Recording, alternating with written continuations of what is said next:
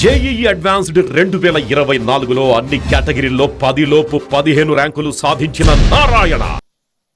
ఆ రోజు ప్రధానమంత్రి గారు నరేంద్ర మోడీ గారు ఇవన్నీ ఆలోచించి ఫస్ట్ క్యాబినెట్ మీటింగ్లో పెట్టి ఒక ఆర్డినెన్స్ ఇచ్చి ఆ 7 మండలాలు ఆంధ్రప్రదేశ్కి ఇచ్చి తర్వాత పార్లమెంట్ సమావేశాలు పెట్టుకున్నారంటే అది ఒక చరిత్ర.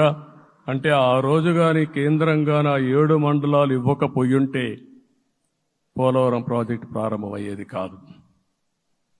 అన్ని కష్టాలు పడి మళ్లీ డబ్బులన్నీ కోర్టులో ఉండే కేసులన్నీ విత్డ్రా చేయించి అన్నీ చేయించాం. 72% పనులు పూర్తి చేశాం. ఈరోజు మళ్లీ మొదటికొచ్చింది. డయాఫామ్ వాల్ పూర్తిగా కొట్టుకోబోయే పరిస్థితికి వచ్చింది. డ్యామేజ్కి అయ్యే పరిస్థితి వచ్చింది. ఎక్కడుందో తెలియని పరిస్థితి. మళ్లీ కేంద్ర సహకారంతో రాష్ట్రానికి అతి ముఖ్యమైన ప్రాజెక్టు పోలవరం, దీన్ని పూర్తి చేసే బాధ్యత, దీన్ని పూర్తి చేసి నదుల అనుసంధానం చేసి మన అందరం ప్రతి ఒక్క ఎకరాకు నీళ్లు ఇవ్వగలిగితే దానికంటే బ్రహ్మాండమైన కార్యక్రమం ఏమీ ఉండదు. వ్యవసాయ రంగం స్టెబిలైజ్ అవుతుంది. ఇది సాధించడానికి అన్ని విధాలా కష్టపడతామని చెప్పి కూడా నేను మీకు తెలియజేస్తున్నాను. ఇంకొక పక్క వ్యవసాయ రంగం పూర్తిగా సంక్షోభంలో పడిపోయింది. రైతులు అప్పుల పాలయ్యారు. 5 ఏళ్లలో 9 సార్లు కరెంటు ఛార్జీలు పెంచారు. ఈ విధంగా ఇవన్నీ కూడా ఇంకొక పక్క మీరు చూస్తే అమరావతి 10 సంవత్సరాల తర్వాత మన రాజధాని ఏదంటే చెప్పుకోలేని పరిస్థితి. ఇప్పటికి కూడా మనకు గుర్తొచ్చేది ప్రజావేదిక విధ్వంసం.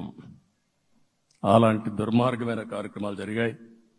ఇవన్నీ కూడా గుర్తు చేసుకుంటూనే కక్షపూరిత రాజకీయాలు కాకుండా కన్స్ట్రక్టివ్ పాలిటిక్స్కి మనం ముందుకు పోవాల్సిన అవసరం ఉంది. అందుకే ఈరోజు నేను ఒకటే మీ అందరికీ హామీ ఇస్తున్న, మీ ద్వారా ప్రజలందరికీ, మనది ప్రజాప్రభుత్వం. ఇకపైన మన ప్రభుత్వంలో ప్రజావేదికల కూల్చివేతలుండవు. 3 రాజధానులంటూ రాష్ట్ర భవిష్యత్తు ఆటలాడే పరిస్థితి ఉండదు. మన రాజధాని అమరావతి, అమరావతి రాజధాని.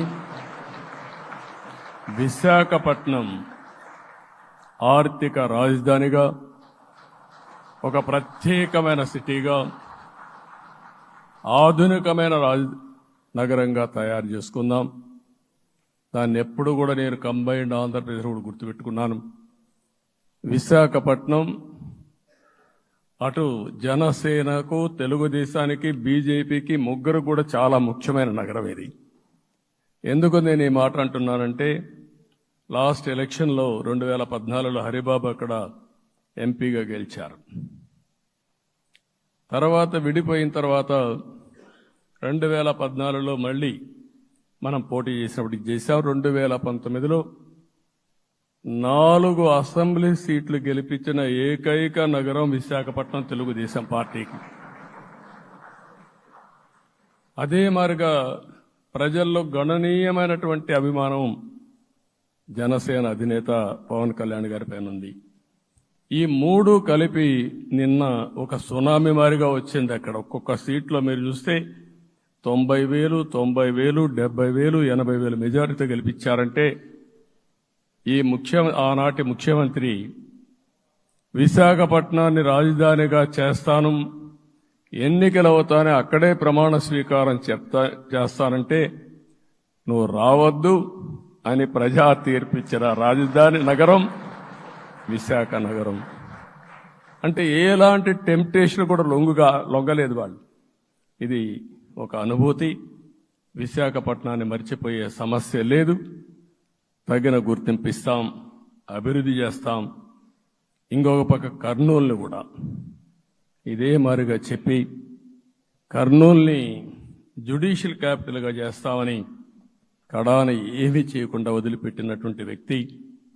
ఈరోజు మీరు ఒక్కసారి గుర్తుపెట్టుకోవాల్సింది, నేను చాలా ఎన్నికలు చూశాను కానీ రాయలసీమలో 1 సైడ్ ఎన్నికలు జరిగాయి. బ్రహ్మాండంగా ఓట్లేశారు. ఓట్లేయడమే కాదు, ఊహించనటువంటి మెజార్టీస్ ఇచ్చారు. ఇది నేను కొంచెం భయపడ్డాను బిగినింగ్లో, కానీ ఊపు చూసిన తర్వాత మాత్రం అనిపించింది అందరూ ఎక్స్పెక్ట్ చేశారు రాయలసీమలో కొంచెం ఇబ్బంది ఉంటుందని. అలాంటి రాయలసీమ తిరుగుబాటు చేసే పరిస్థితికి వచ్చింది. దానికి కూడా మనందరి మీద బాధ్యత ఉంది. కర్నూలుని అన్ని విధాలా అభివృద్ధి చేసే బాధ్యత Telugu Desam party, Janasena, BJP, NDA కూటమి తీసుకుంటామని కూడా హామీ ఇస్తున్నాను. ఈ 3 సిటీలే కాకుండా మొత్తం అన్ని జిల్లాల్ని సమభావంతో ఆలోచించి మనం ముందుకెళ్దాం. సుమన్ టీవీలో మీ పర్సనల్ అండ్ బిజినెస్ ప్రమోషన్స్ కోసం కింది నెంబర్కి కాంటాక్ట్ చేయండి.